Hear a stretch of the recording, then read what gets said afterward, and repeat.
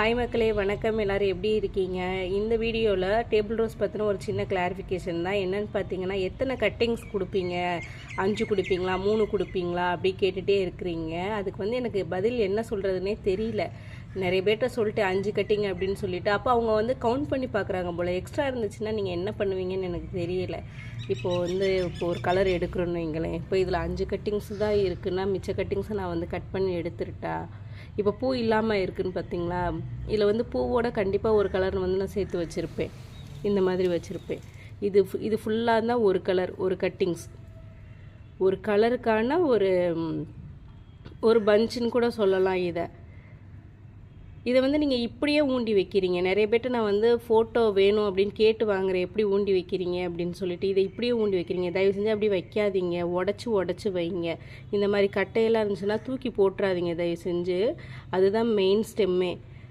உடச்சி வைங்க, குட்டி குட்டியாக வைங்க. இவ்வளோத்தையும் நீங்கள் ஒரே பாட்டில் வச்சிடாதீங்க. ஒரு 2-3 பாட்டில் பிரித்து வைங்க. கலர் கலராக உங்களுக்கு தனித்தனியாக வேணும்னா அதுக்கப்புறமா நீங்கள் பாட் ரெடி பண்ணி மண்கலவை ரெடி பண்ணி அதுக்கப்புறம் வைக்கும்போது ஒவ்வொரு கலராக பிரித்து வைங்க. இவ்வளோத்தையும் ஒரே பாட்டில் வைக்காதீங்க. ஏன்னா நிறைய பேர் அனுப்புறதுன்னா டேபிள் ரோஸ் தானே, இதுக்கு ஒரு பாட் போதும் அப்படின்னு சொல்லிட்டு அப்படியே கும்மலாக கொண்டே வைக்கிறீங்க. அதுக்கு இடம் பத்தாது. நான் கொடுக்குற கலருக்கு இது பாருங்கள். ஜுவல்லெல்லாம் நான் கணக்கே பார்க்குறதில்ல. இது பாருங்கள், இது ஃபுல்லாகவே ஒரு ஆளுக்கு எடுத்துருக்கிறது தான். இது பாருங்கள், ரெட் ஜுவல்லு எவ்வளோ இருக்குது பாருங்கள். இதில் எத்தனை கட்டிங்ஸ்னு கேட்டால் நான் எண்ணி தான் சொல்லணும். இதில் எவ்வளோ கட்டிங்ஸ் இருக்குது அப்படின்னு சொல்லிட்டு. இதுக்கே ஒரு பார்ட் ஃபுல்லாக ஆகிடும் உடச்சி வச்சிங்கன்னா. அவ்வளோ சூப்பராக வரும். எத்தனை கட்டிங்ஸ்ன்னு மட்டும் கேட்காதீங்க. சிஓடி கேஷ் ஆன் டெலிவரியான்னு சொல்லிட்டு கேட்குறீங்க. கிடையாது, இது ஜிபே மட்டும்தான். அப்புறம் கேட்குற முக்கால்வாசி பேர் என்ன சொல்கிறீங்கன்னா, இந்த வாடாமல்லி கலர் எனக்கு வைக்காதீங்க அப்படி சொல்கிறீங்க. காம்போவில் இது சேர்த்து தான் வருது, இது வேண்டாம் அப்படின்னு சொன்னீங்கன்னா அப்போ என்கிட்ட இந்த ஒரு கலர் மட்டுமே ரொம்பவே எனக்கு மிச்சமாக கிடக்கும். அதனால் இந்த கலர் சேர்த்து தான் நான் வைப்பேன். அது வேண்டான்னு சொல்லாதீங்க. வேண்டான்னு சொன்னீங்க அப்படின்னா நான் வைக்காமல் தான் விடுவேன். அதுக்கு பதிலாக எக்ஸ்ட்ரா வேறு கலர் நான் வைக்க மாட்டேன். சரிங்களா?